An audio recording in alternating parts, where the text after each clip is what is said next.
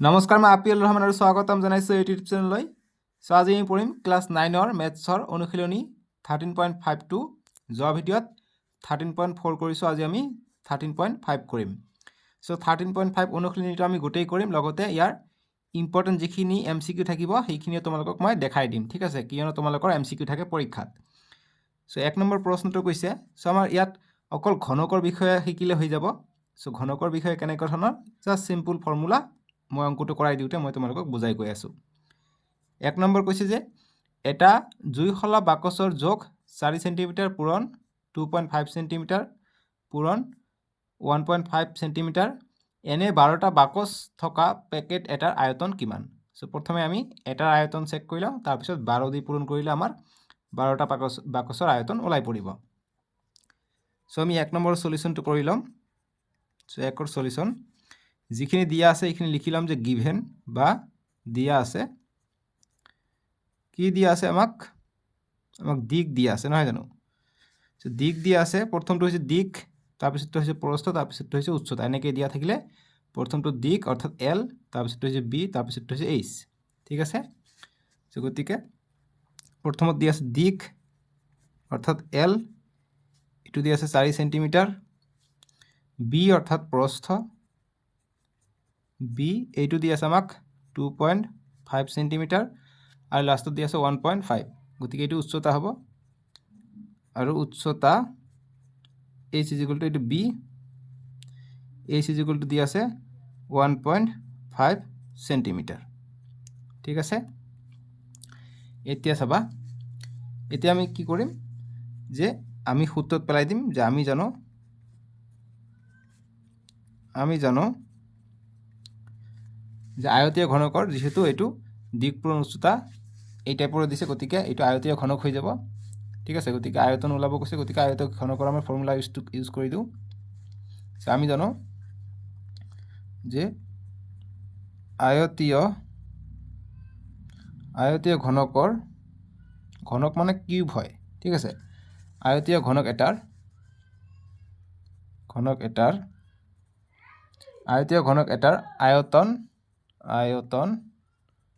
আয়তন is equal to কি হ'ব? L into B into H, ঠিক আছে। চ' গতিকে এতিয়া মানকেইটা আমি বহাই দিম। চ' মানকেইটা যিখিনি দি আছে সেইখিনি বহাই দিলে হৈ যাব। এল দি আছে 4 চেণ্টিমিটাৰ, গতিকে 4, বি দি আছে 2.5, আৰু এইচ দি আছে 1.5, গতিকে চবকেইটা পূৰণ কৰি দিম, মান ওলাই পৰিব। এতিয়া পূৰণ কৰি দিওঁ, এইটো আৰু এইটো পূৰণ কৰি দিওঁ।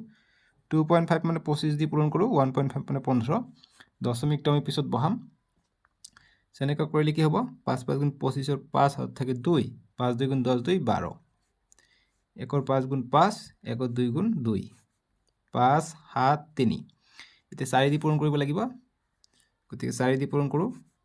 4 5 গুণ 20, 0, 2 থাকিলে 4 7 28, 28 আৰু 2 30, 30 0 হাত থাকে 3, 4 3 গুণ 12, 12 আর 2 12 আর 3 15, গতিকে কিমান পালোঁ? 1500 পালোঁ, ঠিক আছে।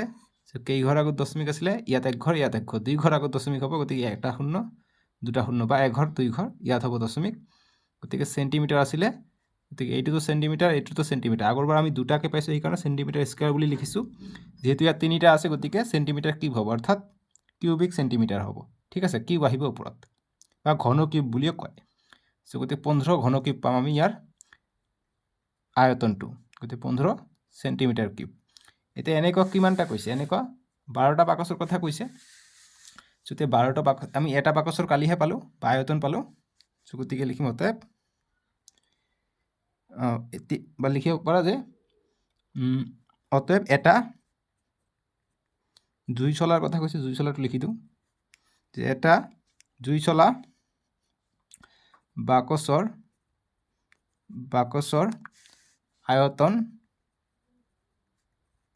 আয়তন কিমান পালোঁ? 15 চেণ্টিমিটাৰ কিউব পালোঁ। এতিয়া 12টাৰ লাগে, গতিকে লিখিম অতএব 12টা জুই চলা বাকচৰ আয়তন কিমান হ'ব? গতিকে 12 দি পূৰণ হ'ব, গতিকে 12 পূৰণ 15, 12 পূৰণ 15 কৰিলে কিমান হয়? কৰি চোৱা, 2 5 গুণ 10, 2 1 গুণ 2 1 3, 1 5 গুণ 5, 1 1 গুণ 1, 0 8 1, গতিকে 180 পাই যাওঁ ইমানটা, ঠিক আছে। বা তাতো নহ'ব যিহেতু আয়তনতে সুধিছে গতিকে ইমান সেন্টিমিটাৰ কিউব 180 সেন্টিমিটাৰ কিউব হ'ব ইয়াৰ এনসাৰটো যেটো 12টা জুই চলা বাকচৰ আয়তন সুধিছে ঠিক আছে এইখিনি ৰাখি দিবা এনসাৰটো হৈ গল তোমালোকৰ 2 নম্বৰ প্ৰশ্নটো দিছে আমাক এতিয়া যে এটা আয়তীয় ঘনক আকাৰৰ পানীৰ টেংকিৰ দিক 6 মিটাৰ প্ৰস্থ 5 মিটাৰ আৰু গভীৰতা 4.5 মিটাৰ টেংকিটোত কিমান লিটাৰ পানী ধৰিব অৰ্থাৎ টেংকিটোৰ আয়তনৰ কথা সুধিছে সো আমাক ইয়াত এটা হিন্টস দিছে যে 1 metre cube equal to 1000 litre অৰ্থাৎ আমি প্ৰথমত ইয়াৰ যেটো আয়তন আছে এটো মিটাৰ কিউবত ওলাব তাৰ পিছত আমি লিটাৰত কনভাৰ্ট কৰিব লাগিব ঠিক আছে সো গতিকে এটো কেতিয়াবা এমসিকিউৰ কাৰণে আহে যে 1 মিটাৰ কিউব ইকুৱেল টু কিমান লিটাৰ সো এমসিকিউৰ কাৰণে এইখিনি মনত ৰাখিবা সো 2 নম্বৰ সলিউশন কৰো আমাক যিখিনি দিয়া আছে এইখিনি লিখি লম যে দিয়া আছে বা গিভেন বুলি লিখিব পাৰা যে দিয়া আছে ডাইৰেক্ট লিখি দিও দিক নিলিখো ডাইৰেক্ট দিক মানে কি এল এল দিয়া আছে 6 মিটাৰ তাৰপিছত প্ৰস্থ অৰ্থাৎ বি বি দিয়া আছে কিমান 5 মিটাৰ আৰু উচ্চতা অৰ্থাৎ গভীৰতা h = 4.5 মিটাৰ দিয়া আছে ঠিক আছে এতিয়া আমি কি কৰিম এতিয়া আমি প্ৰশ্নটো আমি এতিয়া সবকেৰে পাই গলো গতিকে আমি সূত্ৰটো বহাই দিও অতএব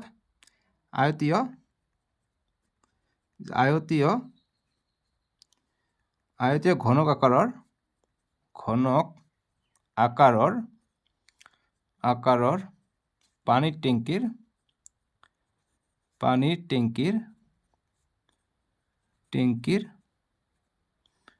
আয়তনটো ওলাই লও পানীৰ টেংকিৰ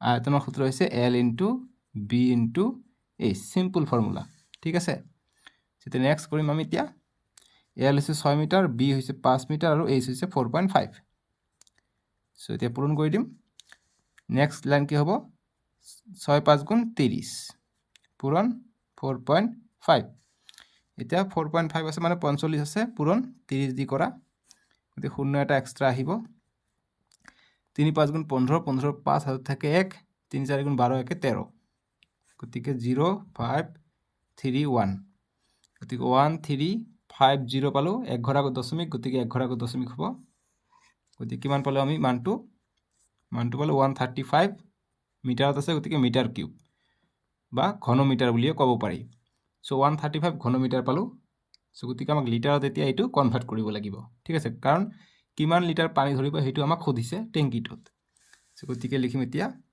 যেহেতু 1 মিটাৰ কিউব = 1000 লিটাৰ এইটো হিন্টস হিচাপে দিয়া আছে দিয়া না থাকিলে এইটো তোমালোকক জানাটো দৰকাৰ আছে ঠিক আছে 1 মিটাৰ কিউব = 1000 লিটাৰ সো গতিকে ইমানখিনি আছে অতএব 135 মিটাৰ কিউব = কি হ'ব 1000 ৰ লগত এইটো পূৰণ হ'ব ঠিক আছে সো যিমান হ'ব হিমান গতিকে 135 আহিব তিনিটা শূন্য আছে তিনিটা শূন্য লগ খাব গতিকে ইমান লিটাৰ হ'ব টেংকিটোত পানী ইমান লিটাৰ ধৰিব ঠিক আছে সো একক দশক শতক হাজাৰ অযুত লাখ 1,35,000 লিটাৰ পানী ধৰিব টেংকিটোত সো গতিকে লিখিম আমাক প্ৰশ্নত কি কৈছে যে টেংকিটোত কিমান লিটাৰ পানী ধৰিব গতিকে লিখিম লাষ্টত লিখিব লাগিব এইখিনি যে অতএব টেংকি বানানটো এনেকে লিখিলে হ'ব বা প্ৰশ্নত যেনেকে দিছে তেনেকে লিখিলে হ'ব প্ৰশ্নত দিছে এনেকুৱা টেংকি বানানটো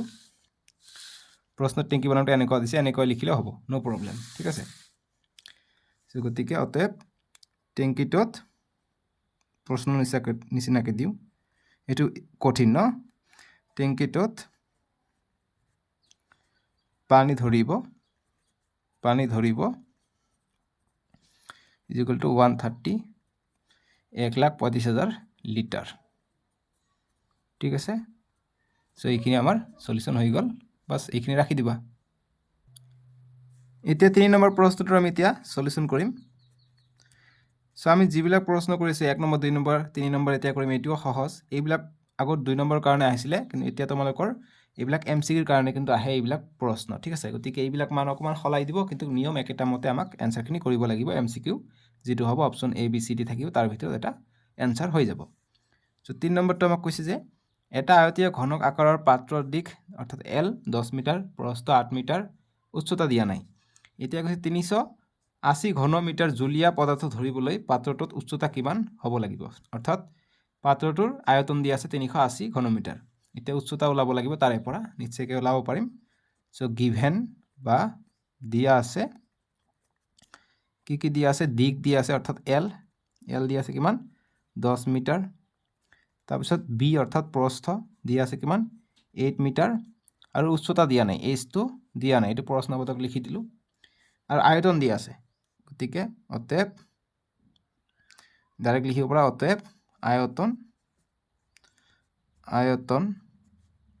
বা লিখিব পৰা এইটো যে আয়তীয় ঘন আকাৰৰ পাত্ৰৰ আয়তন যেহেতু আয়তীয় ঘন আকাৰৰ পাত্ৰৰ আয়তন বুলি কৈছে বা আয়তীয় ঘন আকাৰৰ পাত্ৰৰ আয়তন বুলি লিখিবা বা ডাইৰেক্ট আয়তন ইজ ইকুৱেল টু 380 ঘনমিটাৰ অৰ্থাৎ মিটাৰ কিউব দিছে ঠিক আছে গতিকে আয়তনৰ ফৰ্মুলা হৈছে কি যেহেতু আয়তীয় ঘনক আছে পাত্ৰটো গতিকে ইয়াৰ ফৰ্মুলা হৈছে L * B * H is equal to 380 metre কিউবটো পিছত লিখিম এতিয়া আৰু নিলিখোঁ সো H লাগে Hৰ মান ৰাখি দিলোঁ এইফালে 380 এইটো L টো পূৰণ হৈ আছে ইফালে আহিলে হৰণ হ'ব B টো পূৰণ হৈ আছে ইফালে আহিলে হৰণ হ'ব দেখিছা আমি ক্লাছ 6-7 মেথছত যেনেকৈ আমি কৰিছোঁ যে পূৰণ থাকিলে হৰণ হয় সেইটো নিয়ম মতে কিন্তু আমি কৰি আছোঁ ঠিক আছে এই কাৰণে কৈছোঁ তোমালোকে ভালকৈ ক্লাছ 6-7-8 ভালকৈ কৰিছা এতিয়া 9তো তোমালোকৰ অংকবিলাক কৰাত সুবিধা হ'ব এতিয়া মানকেইটা বহাই দিওঁ 380 Lৰ মান হৈছে 10 Bৰ মান হৈছে 8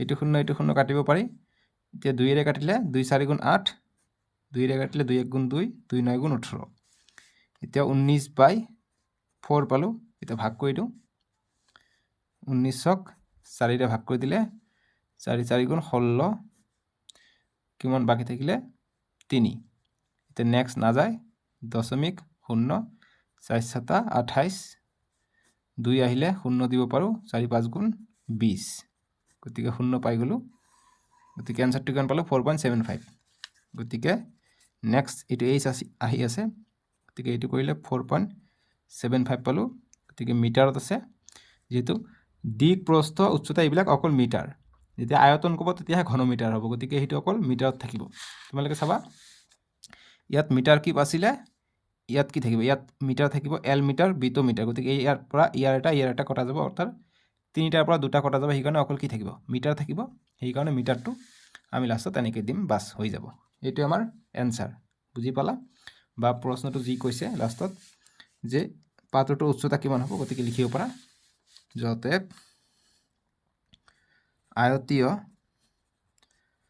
আয়তীয় ঘনক আকৃতিৰ বা আকাৰৰ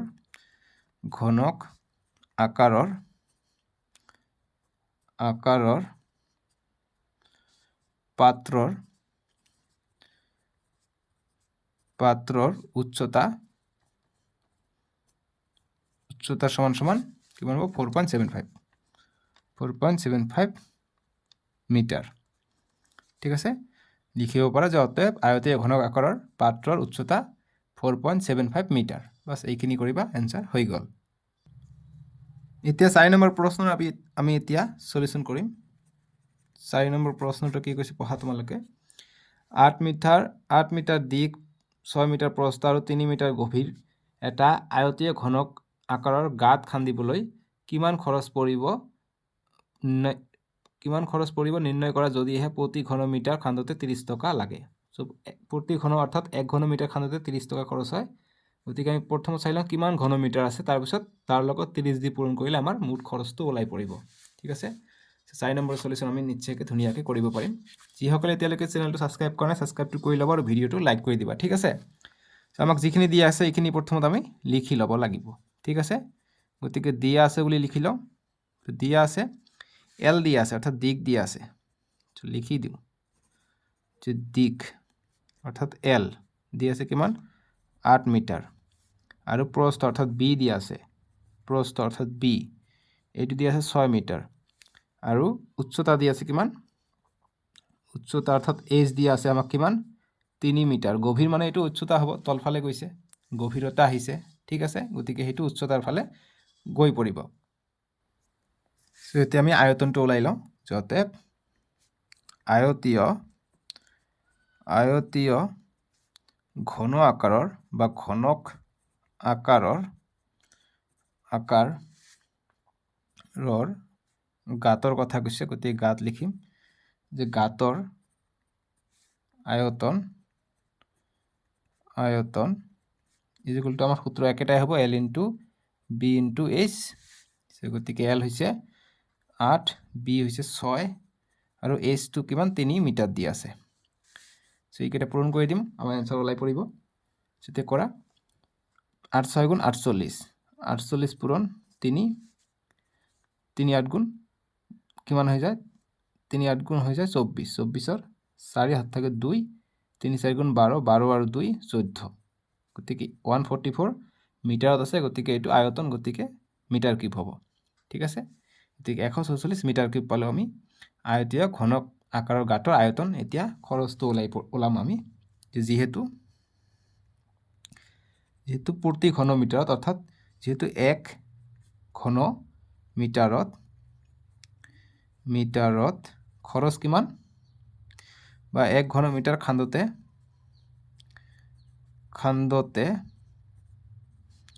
খৰচ কিমান হয়, 30 টকাকৈ খৰচ হয়। গতিকে 30 টকা, গতিকে আমাক ইমান মিটাৰ খান্দিব লাগে। গতিকে অতএব 144 ঘন মিটাৰ খান্দোতে খৰচ হ'ব কিমান, গতিকে 30 পূৰণ 144 হ'ব। যেতিয়া পূৰণ কৰি দিয়া হৈ যাব। গতিকে 0 আছে, 0 এটা লাষ্টত দি দিম। 4 3 গুণ বা 3 4 গুণ 12, 12 2 হাত থাকে 1, 3 4 গুণ 12 1 13, 13 3 হাতত থাকে 1, 3 1 গুণ 3, 3 আৰু হাতেৰ 1 4, গতিকে 4320 টকা খৰচ পৰিব মুঠ গাঁতটো খান্দোতে। বাস এইটোৱে আমাৰ এনচাৰ। বুজি পাইছা? একেবাৰে সহজ। লাষ্টত লিখিব পাৰা বা এইখিনি লিখিবা, আৰু লাষ্টত লিখিব নালাগে, যিহেতু 144 ঘন মিটাৰ খান্দোতে। গতিকে লিখি দিম কথাটো, যিহেতু আমাক কৈছে যে কিমান খৰচ, গাঁত খান্দিবলৈ কিমান খৰচ পৰিব নিৰ্ণয় কৰা। নিৰ্ণয় কৰিব দিছে, এবাৰ এটা লাইন আমি লিখি দিলে ভাল হয়। গতিকে লিখিম যে আয়তীয় ঘনক আকাৰৰ লিখাবোৰ যদি বুজা নাই, মই মুখে মুখে গৈ আছোঁ, এইকাৰণে যাতে তোমালোকে বুজি পোৱা। ঠিক আছে, অতএব আয়তীয় ঘনক আকাৰৰ গাঁত খান্দোতে খৰচ পৰিব কিমান খৰচ পৰিব, গতিকে কিমান খৰচ পৰিব 4320 টকা। বাস এইটোৱে আমাৰ সলিউশন। বুজি পালা? এনেকৈ এনচাৰবিলাক কৰিবা, এটা নম্বৰ তোমালোকৰ কাটিব নোৱাৰে, 100% ফুল নম্বৰ পাই যাবা। এইখিনি আছিলে আমি নেক্সট ভিডিঅ'ত তোমালোকৰ যিখিনি আছে 5 6 7 8 9 আৰু ইম্পৰ্টেণ্ট MCQখিনি তোমালোকক কৰাই দিম, কিয়নো মই প্ৰতিটো অনুশীলনী শেষ হ'লে মই 3 4টা বা 5টা 6টা মান মই MCQ কৰাই দিওঁ, আৰু পাঠটোৰ শেষত মই ধুনীয়াকৈ বহুতো MCQ কৰাই দিম, যাতে তোমালোকৰ পৰীক্ষাত কমন পৰি যায়। ঠিক আছে, আজিলৈকে আহোঁ দিয়ক, বাই বাই, টেক কেয়াৰ, তোমালোকে ভালে থাকিবা। ভিডিঅ'টো লাইক কৰিবা আৰু চেনেলটো ছাবস্ক্ৰাইব কৰিবা।